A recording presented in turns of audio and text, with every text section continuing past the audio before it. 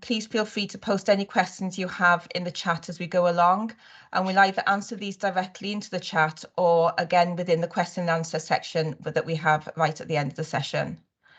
And also, if you don't mind, could I ask you to turn off your microphones for the presentation part of the briefing? Okay, Joe. Here with the next slide, Joe. Yeah. So the Sustainable Steps Wales Action Grants. The Sustainable Steps Wales programme is funded through the Dormant Accounts Scheme. Buildings, societies and banks donate money from accounts which have not been touched for quite a long time.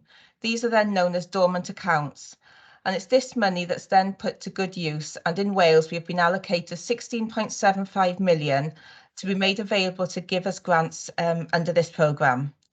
So the funding will focus on two key areas: helping more people to respond to the climate emergency, and then again in a later phase, supporting young people with their own development through the green economy.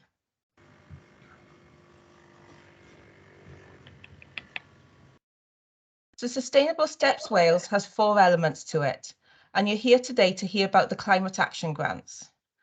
Just to give some background context to the other elements, earlier this year we invited applications for a grant for the mentoring service, and we're currently in the process of assessing that application under that strand at the moment. Another grants programme will then sit alongside the mentoring service, allowing those groups that receive mentoring support to apply for up to £15,000 per group. And then next year, we will be announcing another strand, which will be about supporting young people with their own development through the green economy. So turning back to the Sustainable Steps Wales Action Grants, we launched this programme that you've come here to hear about today on the 17th of May, and we have a budget of £3 million. The maximum grant size will be £350,000 for projects running up to 5 years. And it's intended that this programme will fund more substantial ideas that are already ready to start in spring 2023. The programme gives an opportunity for more experienced organisations to work with new audiences, something that we have heard was a desire and a frustration when we engaged with environmental stakeholders last year. And I'll pass over now to Sarah, who will tell you a bit more about the programme priorities. Thanks, Rachel. Yeah, so as with all of our funding, how you respond to our priorities is key to the success of your application. So your project outcomes should address all 3 of the priorities, which I'll talk through now. So the first of our programme priorities is to support more people to take action on climate change. So this means we'll be looking for applications that demonstrate they will enable communities in Wales who are not usually engaged in climate change to help tackle the climate emergency and inspire others. We want to fund projects that are inclusive and engage people from diverse backgrounds in climate action. Strong applications in the same place who either have something in common, such as age, religion, disability, income or gender, or groups of people who perhaps are living in the same place. We want to support both urban and rural Welsh communities. We particularly want to support people with low incomes or those who have vulnerabilities that make them less able to respond to climate change. We also want to fund ideas developed with people in their communities based on what's important to them. Projects should motivate people to take practical action and not just raise their awareness. This may, for example, involve developing their skills.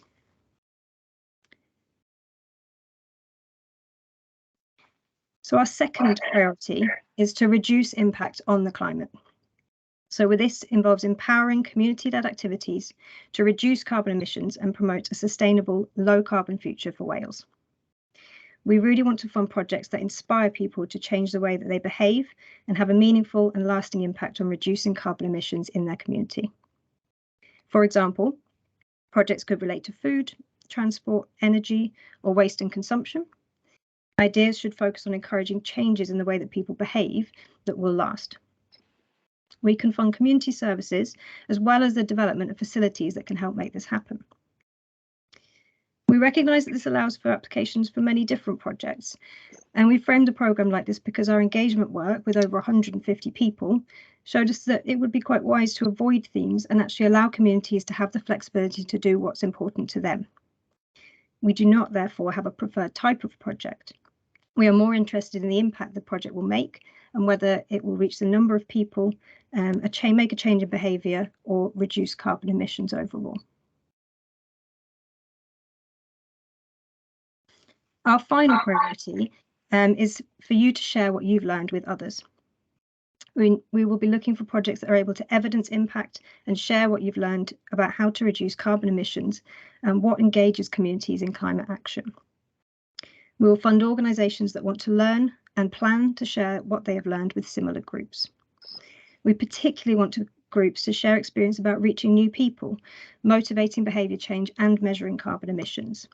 We will share guidance to help with this, and this will all be ready in time to support groups before they start their projects. We also have further guidance on setting project outcomes and indicators, and this will be embedded in the full application. But we'll also share links on this guidance in the chat with you today. I will now hand back to Rachel, and she can give some more details on the kind of projects we expect to fund.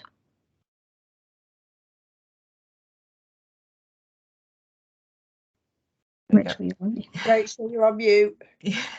We're looking to fund between 10 and 20 community projects, depending on the applications we get. And we are expecting to get a high number of applications, which means we will have some difficult decisions to make about what we're able to fund. So we want our grants to encourage diverse communities to engage with climate change. We have deliberately not been prescriptive in providing a list of the type of communities, as we don't want to limit your thinking and engagement. Engagement with communities should happen in ways that are important to those communities and which make a lasting impact on the way people behave. We do expect to be funding a range of groups across Wales. So the main focus of your project should be about engaging with climate change. We won't offer grants to projects that focus on nature or well-being, as there are other avenues for funding this type of project. However, we would like to know about the other benefits of your project. These could include improving people's well-being, improving relationships between people and organisations, or improving biodiversity. But these also shouldn't be the main focus of your application. We recognise that nature and conservation are important areas and that biodiversity is declining. So although we will not fund applications if this is the key focus, we will consider applications which protect and support nature and biodiversity, particularly where nature-based solutions will sequester carbon and reduce the effects of climate change, such as providing shade and reducing flooding. We want projects to have thought about the impact that their activities will have on nature, and where possible, limit any activity that is damaging. We want to fund projects that fit in with what's already happening around climate action, and this is crucial. There's a lot going on out there at the moment, and statutory bodies in particular have responsibilities. Other organisations also have initiatives. So please investigate this and let us know in your expression of interest. We also need to know how you will work with other organisations and people, both in your community and more widely. Partnerships are not a compulsory part of the programme, but from our engagement work, we heard a strong message that people felt that more collaboration was needed. So this can be an opportunity to do things differently. We're keen to ensure that groups new to climate action have the support that they need from those with more experience. In addition, we know that there are many different activities already underway, so working in partnership can help to ensure projects complement what else is already going on. You don't need to have experience of climate action to apply, but we do strongly recommend that you seek support from those with experience to help with your idea. For example, this may mean working in partnership with other organisations to help design and deliver activities. You can also apply if your organisation is experiencing climate action, but you should show how you've engaged meaningfully with a community where you intend to deliver the project, and show how the community will help deliver and manage the project. We will be supporting successful applications with an evaluation toolkit, and this will be developed as part of the mentoring service. But in the meantime, you can get all the latest insights on learning from our Climate Action Hub. And again, we'll share the link to this in the chat. So when we look at the projects that we are unlikely to fund, we're not looking to fund projects that will help people to change the way they respond to the climate emergency. Projects that do not focus strongly enough on climate change, even if there will be broad benefits for the community or to people's well-being. Small-scale energy features for buildings, unless they are part of a wider project involving the community in climate action. Projects where the community has not been engaged in developing the idea, and broader environmental or nature projects that do not focus strongly enough on climate change or living more sustainably.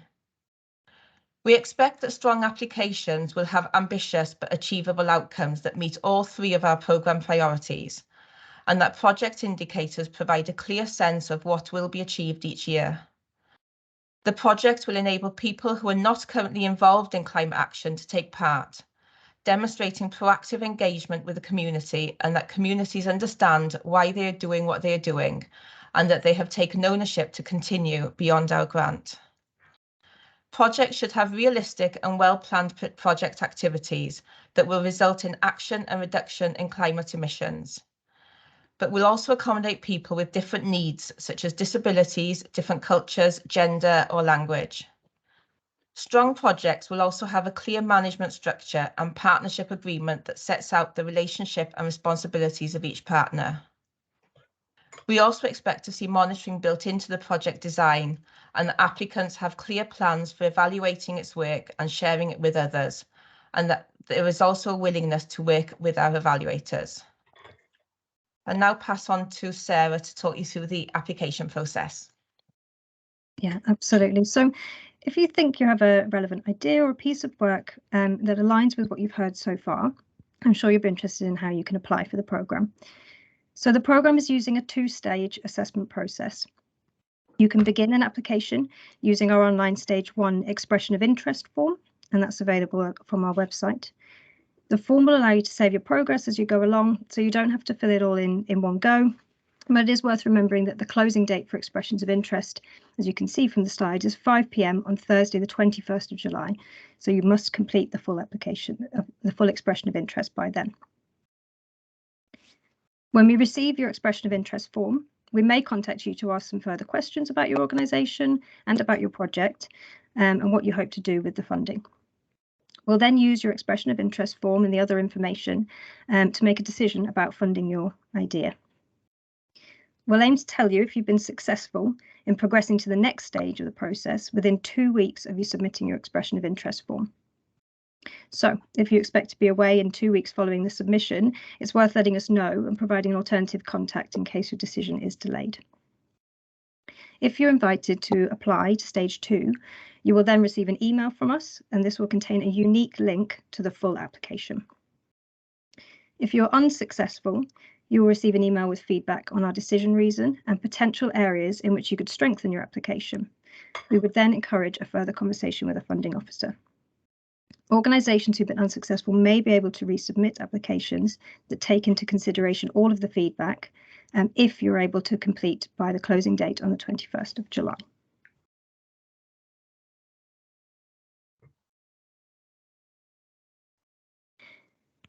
So, as we mentioned on the previous slide, if you are invited to stage 2, you'll be emailed the unique link that will take you to your application form. And as with the stage 1 form, you can save your progress as you go along. The deadline for the submission is 5 p.m. on Thursday, the 22nd of September. You will need to submit by the deadline your application along with all the supporting documents, which will include a project budget, annual accounts, a partnership agreement if applicable to your application, your organisation's governing document, a land and buildings checklist if it's a capital project, and a vehicle document again if applicable. As you can see from the slide, there is a lot of work in the stage 2 application, and we will be scrutinising quite heavily at the expression of interest stage to avoid wasting anyone's time. Only the strongest applications will be invited through to this stage.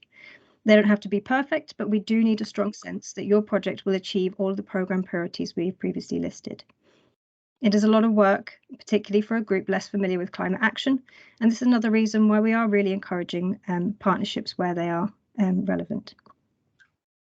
Please also be aware that some of the types of projects, such as energy, food growing, retail and commercial activities could fall under the subsidy regime, which has now replaced state aid. And we ask that organisations have thought about this and ideally sought some advice on whether their project would fall under the subsidy regime prior to applying to the programme. Further information on this can be found on a link which will be posted in the chat just now.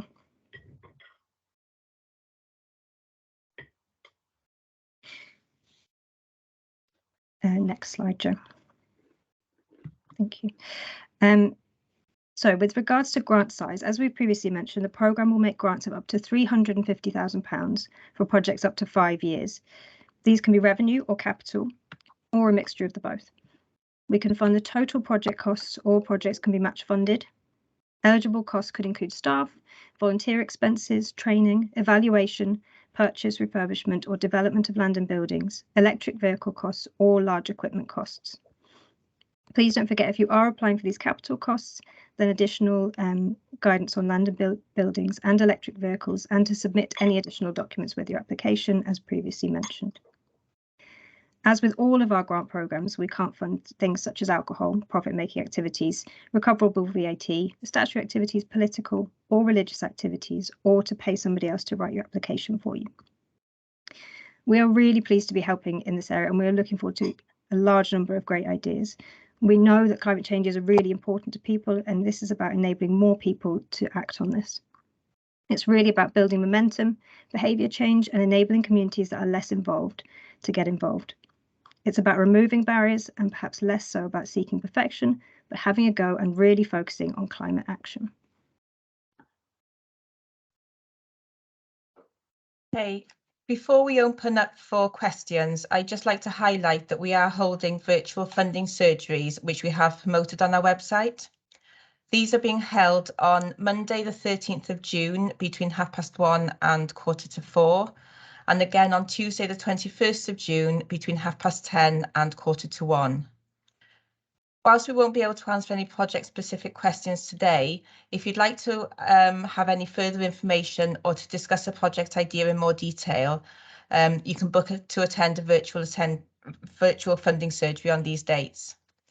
We have half-an-hour one-to-one appointments with funding officers available in either Welsh or English, and you can book your place by emailing our Sustainable Steps email address, which will include Rachel, details I'll in the chat. I'll stick the talking link in the chat that they can sign up directly.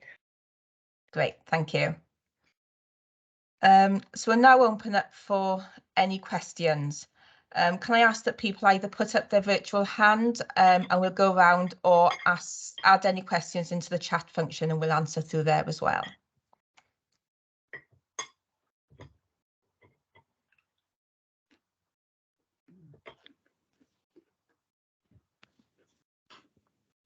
So you've got one question: is there a word limit on the EOI, and can we include imagery?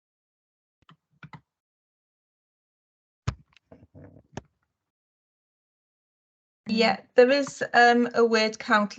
The form does have a suggested word count on it. It does allow you to go over that, but there is a suggested word count there. In terms of imagery, I'm not sure that the electronic forms will accept imagery. No, it's not something we've had the functionality for up till now, so I can't imagine it will. I think if anybody's got anything they specifically want to send in that would help us to understand the application, then you can always send it via email and refer to the application that you've submitted. At the expression of interest, we would encourage you to be fairly succinct. The word counts on the key questions are quite what's the word, flexible. You know, you've got about 1,000 words on each of the big questions, so you know, hopefully that will be enough, but if it isn't, then do feel free to send us extra information, but only if it's crucial. So we've got several questions now. Does it make any difference if we already hold a grant with the National Lottery Community Fund for another project? No difference at all. As long as what you're looking to apply for under this grant is different. Lovely. Apply for another grant. For place-based partnership applications, is there a mechanism for connecting people working on EOIs from the same place if that should occur? It's a tricky one. We're happy to create an opportunity for people to link with each other if they make themselves known and say that they're happy for us to pass on their information. But absolutely, where we can help, we will. I think probably the best thing to do is to get in touch with us. We obviously have data protection rules, GDPR things to comply with. So, but yeah, if there's demand for that, there might be a way that we can organise and facilitate a session in a particular area, or make connections with the people that have been in contact with us. Just let us know. It's probably the best thing if you email us via the Sustainable Steps Wales email address that's on the webpage. I'll stick all the links in the chat in a sec. Is there a limit on the number of partners? No limit as such. Obviously, it's all down to what is appropriate for what you're looking to deliver and the strength that can bring to the partnership. Yeah, I mean, I think in the case of partnerships, it's always good to have partners and have relationships. You'll have partners on different types of partners. Some may be just ones who kind of sit on the periphery and help out a bit, and then others that will deliver part of your project for you.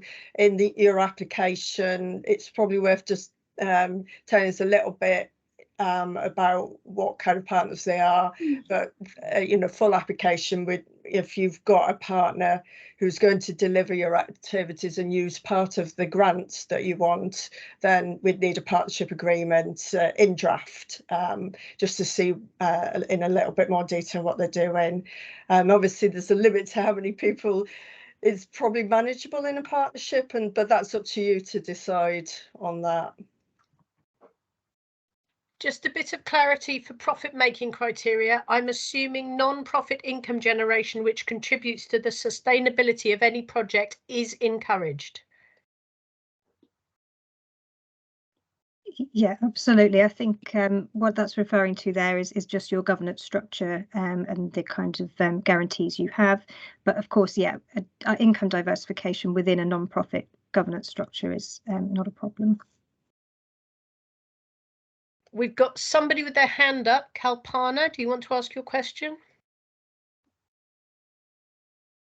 I was just wondering if the links that you're telling us, is it possible to email it? Because I'm not able to copy and paste in my chat. We can share the presentation along with an email with all the links in after the event. That's okay. No problem. Yeah, that's fine. Yeah, thank you. Okay, I've got another question. For a large organisation working across Wales, are you able to submit more than one EOI? In principle, I think, yeah, we understand that organisations may want to have more than one idea in the pipeline. I think we would caution that with the limited budget that we have and the size of awards that we might be making, of course, it's going to be a competitive arena, and there's always going to be a limit on the number of awards we can make, and we'll want to fund the most diverse ideas and communities possible. So there's still that's that to be mindful of when you're thinking about the number of applications that you might want to put in. Does the activity have to be new, or can it be an extension of something existing? It can be something, an extension of something that is existing, but like we said before, we really are looking to kind of reach out to new people. So if your project is working with the same people and doing more with the same people, I think you're probably best having a chat with us about that first, because we are trying to. The whole point of sustainable steps is really is to to get out to and encourage more people to do climate action, not make it something that other people do. So we will be looking for you to kind of work with more people. Hopefully that makes sense. I've got a plug from Sam Ward for climate.cymru, which is a free to join network, and you can see the link in the chat inviting anyone who's interested to join up as another resource. But I don't have any more questions. Kalpana, you've still got your hand up. Is that another?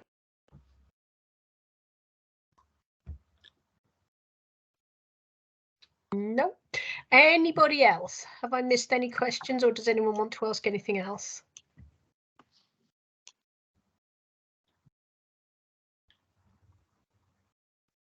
Richard.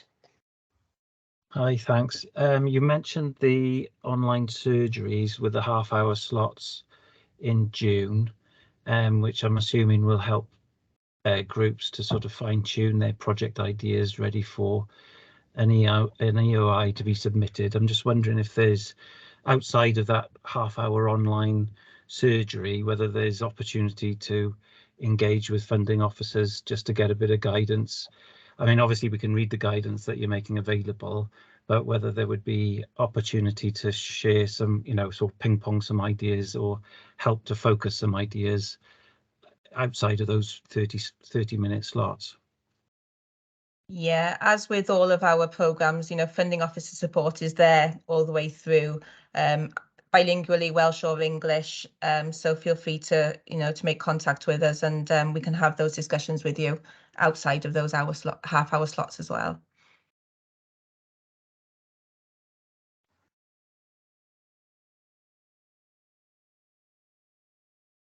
I've dropped the email link into the chat along with the dates for the surgeries. Oh, here we are. Do you have any learnings that you can share from past current projects where new audiences have been engaged, or examples of pilot projects?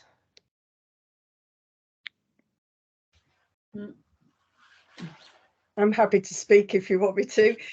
So we did 2 pilots, one which is Climate Action Top Up and one of them which is Climate Action Boost.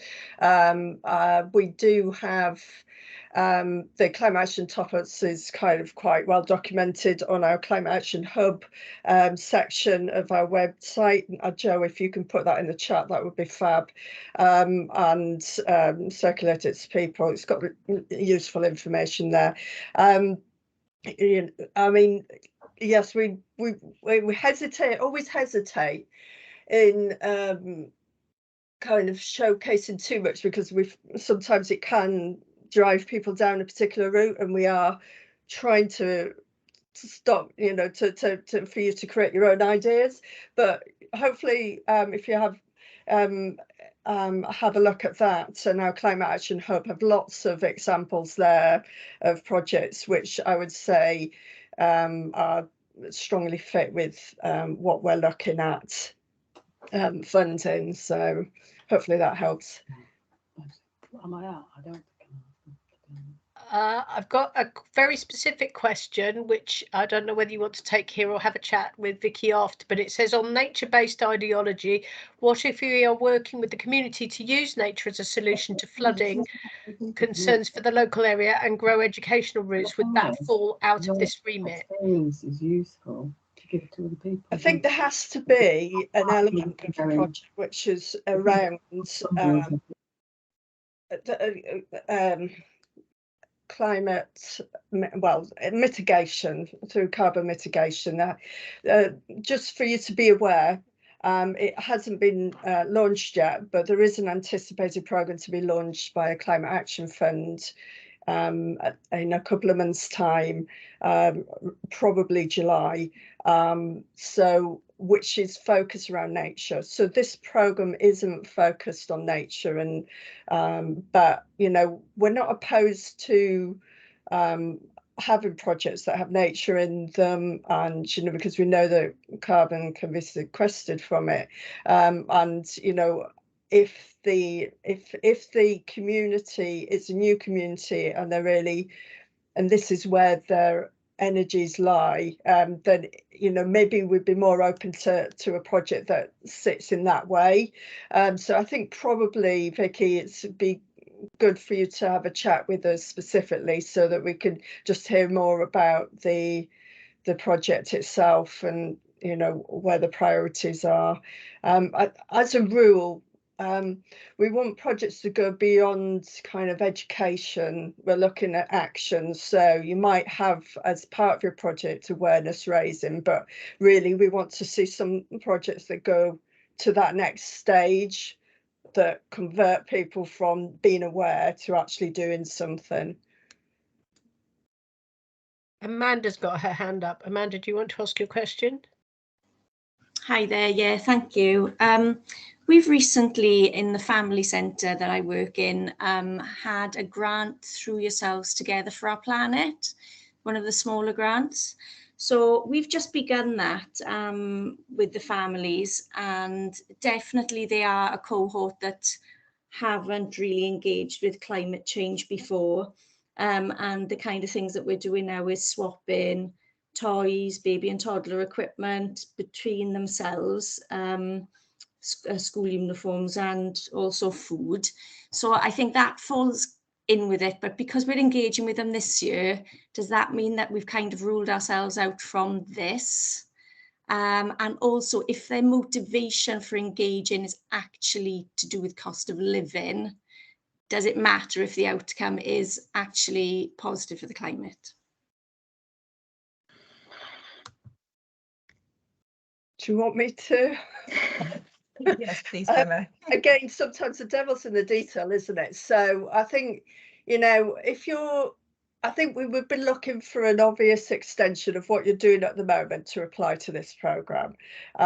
If you know, yeah, well, you know, some of you will have grants with us at the moment, and you're probably thinking, have we got the capacity to take on and do more? If you do have the capacity and it's, you know, it's a clear addition, then I think it's reasonable to say, yes, do talk to us, do put in an expression of interest, but you know, do make sure it's absolutely clear.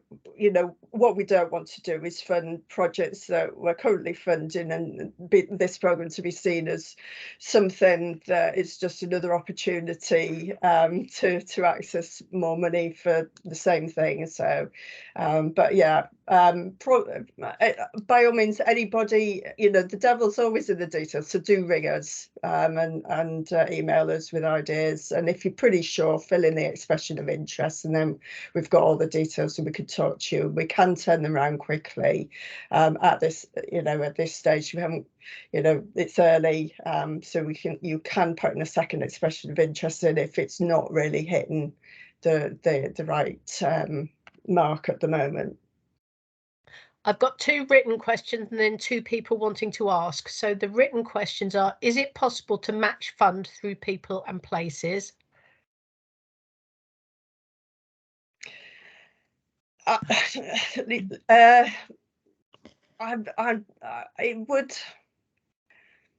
It may be possible, but again, what is the focus of your project?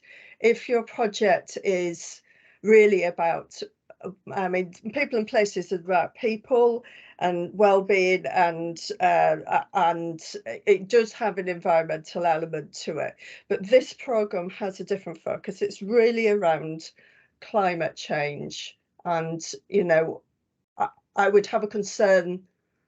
Maybe your project does both, but we really want to fund projects that impact on climate change. I'd have a concern about projects that are kind of trying to try and maximise the budget and come into both programmes. I think we'd need to have a conversation with you. It's not something you can't do, but we would need to be sure that your idea is really what focused on what we're trying to achieve with this programme. Do partnerships need to be national or local? Gosh, I could have it on both. Sorry, Rachel, you go ahead. So I was going to say it could be either, really. I guess it's looking at what is most appropriate for you and the projects that you're looking to deliver, as to whether it's a national or local partnership, you know, the strength that the partner could bring. I've got Emma Daly to ask a question, and then I've got some more in the chat. So Emma, do you want to go ahead? Hiya, yeah, it was just a quick one, as in the past you've emailed around asking who wants to be on the contact list for anyone wishing to maybe work in partnership. Just wondered if you'd be doing that again. We can certainly, we can do that, definitely. Last time when we asked people with our last programme, which Emma, I think you were involved, you may have been involved in, for this Sustainable Steps mentoring service, we got very little response from people saying they wanted to share their details. So we can write to you all and ask if you're prepared to have your details shared. Absolutely, but it will be reliant on people responding to us saying, yes, we want that to happen. So we can trigger that after this session. Okay, thank you. Thanks, Emma. I've got a question in the chat. You want evidence of community engagement to underpin projects, but to focus on cohorts of community who've not engaged in climate action. Can you please clarify? They don't have to. So there's a difference there. So, you know, you can engage with people who are not involved in climate action. So, for example, if you wanted to work with people horribly contrived, but say, for example, you wanted to do with a group of people in one specific area, we would need to know that you know that you've talked to them initially to see if they wanted to be involved in doing something. The idea can come, it doesn't have to be a top-down thing. It could be the community wants to do something and you're an organisation that can go and help them. And you know that, you know, really we're seeing it from two ways. There might be some organisations who know about climate change and can help groups to do it, but it may also be a community wants to do something and they were seeking out people to help. I mean, if you come in with an idea and you want to try and engage new people, then we'd expect you to put feelers out and to have gauged some knowledge from the community before applying to us. I think the cost of living crisis is something. There we go. So, Andrea, you've got your hand up. Did you want to ask a question? Actually, I'm Maria here. Andrea and I are here together. I just have a question because one of the, I mean, we are running at the moment a project with the Heritage Lottery around, you know, raising awareness of climate change amongst Black and minority ethnic communities.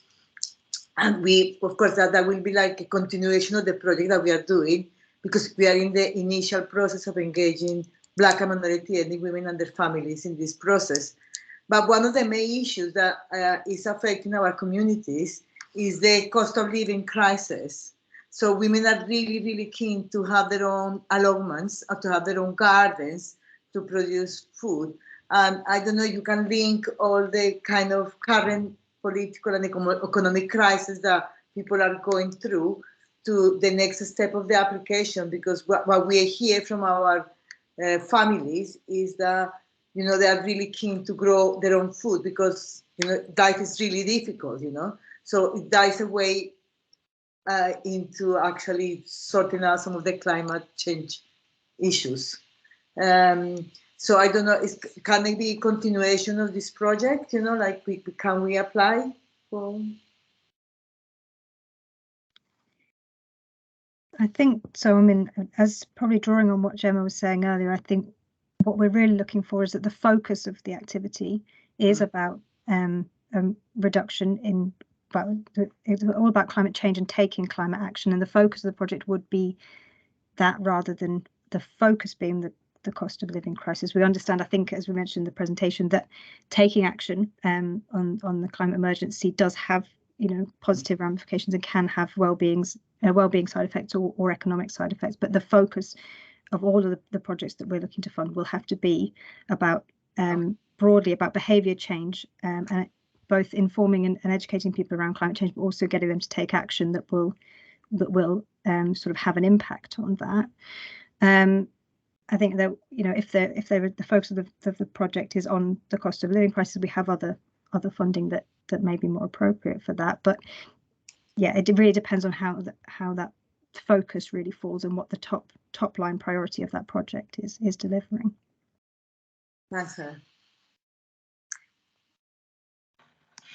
In the chat, people are dropping in their emails saying where they're interested. Could I encourage anyone looking for partners to go and make a note of those and email them directly after this meeting, to try and, you know, create some partnerships between you if that's what you're looking for. Amanda, I've still got you with your hand up. Did you have another question, or was that from before? Sorry, that was from before, but I actually wouldn't mind a little bit of clarification just on what the two ladies just talked about then. Just, I think if we focused on climate change, but the reason for families engaging with us was the motivation was cost of living, does that matter? So we might change their behaviours in that they might from now on always grow their own food or swap clothes with each other, but their motivation was cost of living, even though our project was designed to focus on climate change. Is that okay?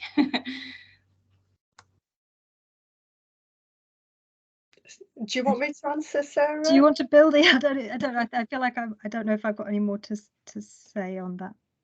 Yeah, I mean, reiterating what Sarah said, really, you know, there is this crossover between and the co-benefits between projects, you know, what's something, you know, somebody doing something around climate action will probably have a lot of benefits that sit alongside it, such as, you know, social interaction with other people. They might create friendships, and it might save money, and things. And I suppose ultimately that's fine.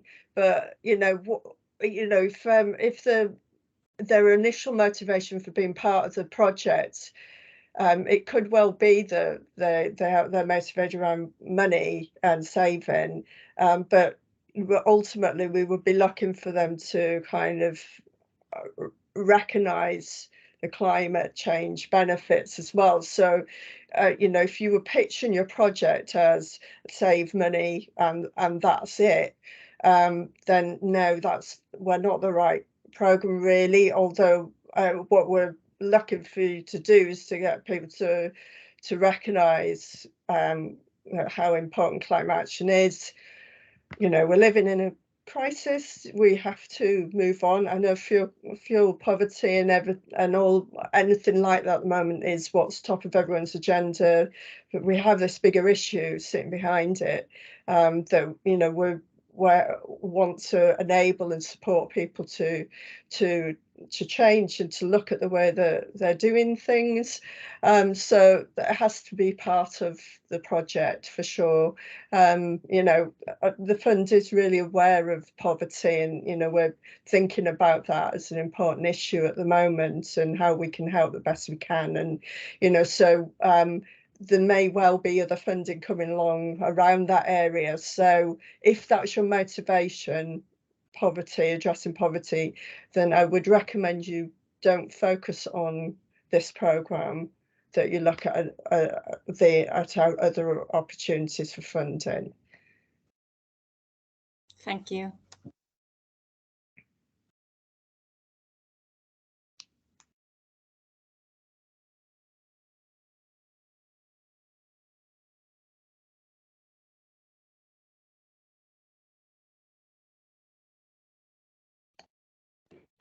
If they'll let me.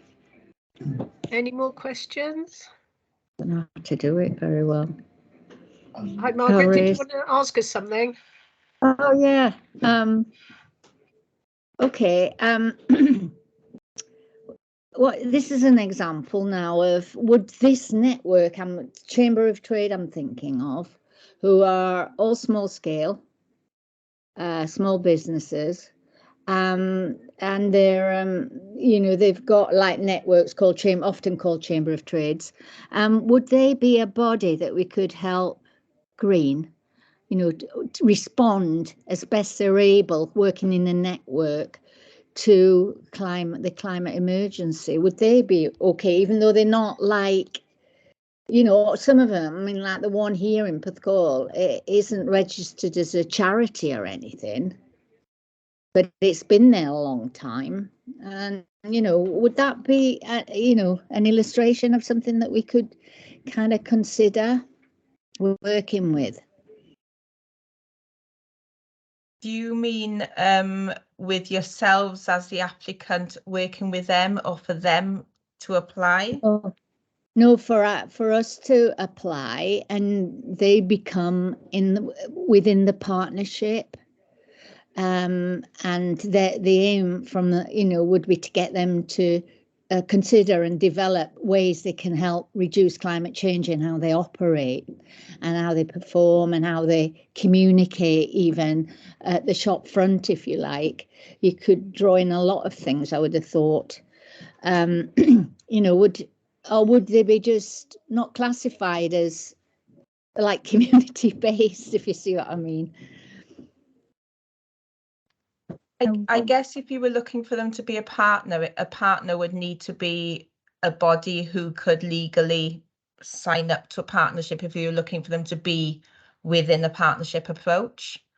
Yeah. Otherwise, if you were looking to work with them as an enabling body to sort of engage with community, I guess, as a network rather than a partner. Yeah. I guess it would need looking into, really, to work out sort of what the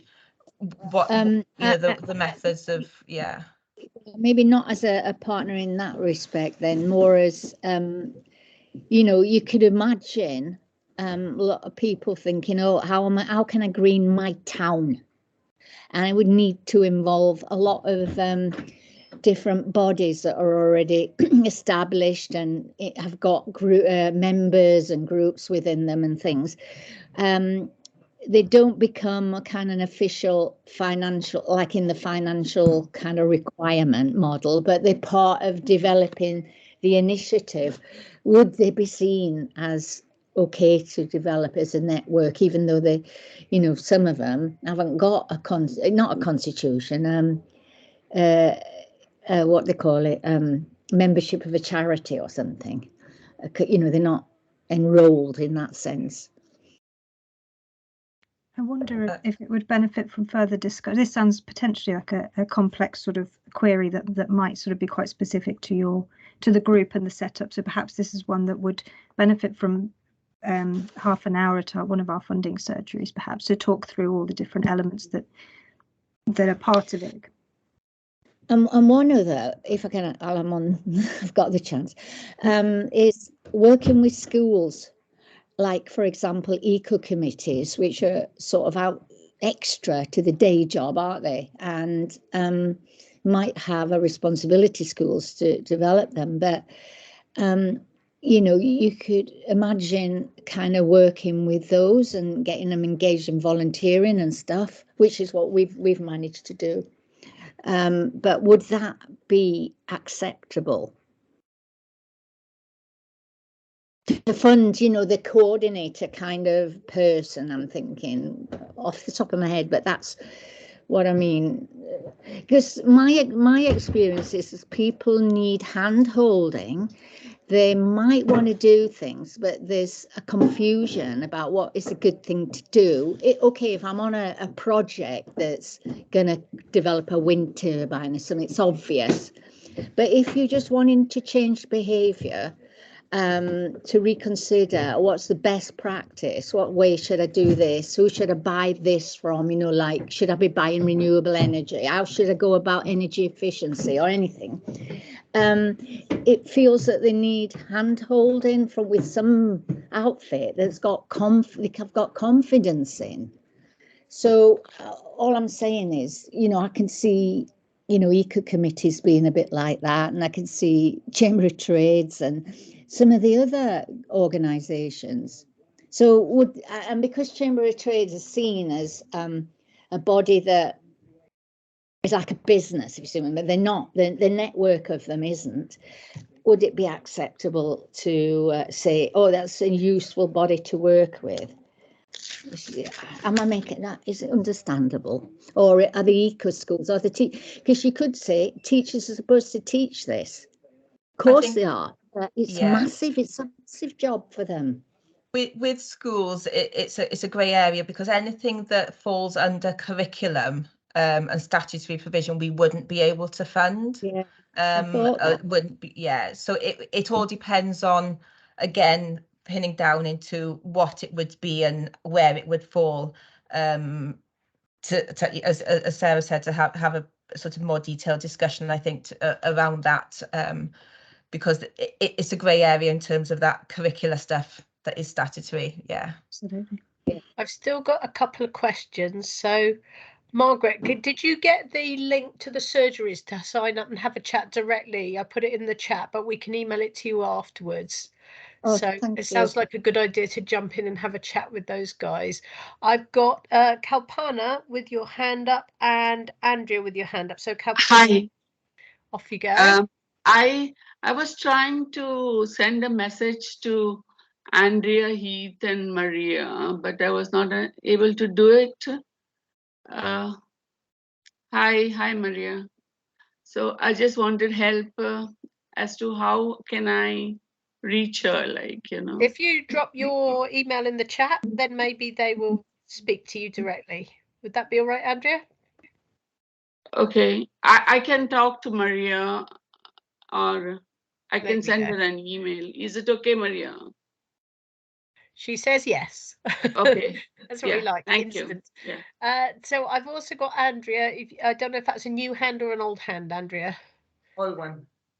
Old one. Okay. So is there anyone else who had a question or have got missed out somehow? If I have, I apologise. Okay, then I think we've probably reached the end. So thank you so much for your time. We're going to post this online so that you can see it afterwards. We've got lots of people giving information in the chat, which I recommend you write down before you leave, because I'm not sure whether you'll be able to see it after you've left the meeting. If you want it, you can do a screenshot if you know how. And that remains to say thank you so much to Rachel and Sarah and Gemma, and to all of you for coming. And do get in touch with us. Sign up for one of the for one of the surgeries if you'd like to talk to us, and have a look on our website. You'll find more details. Thank you. Goodbye. Bye. Thank you.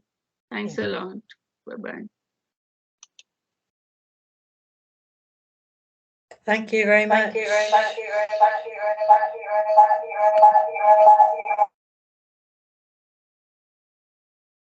All right, guys, should we jump off and jump on somewhere else? yeah.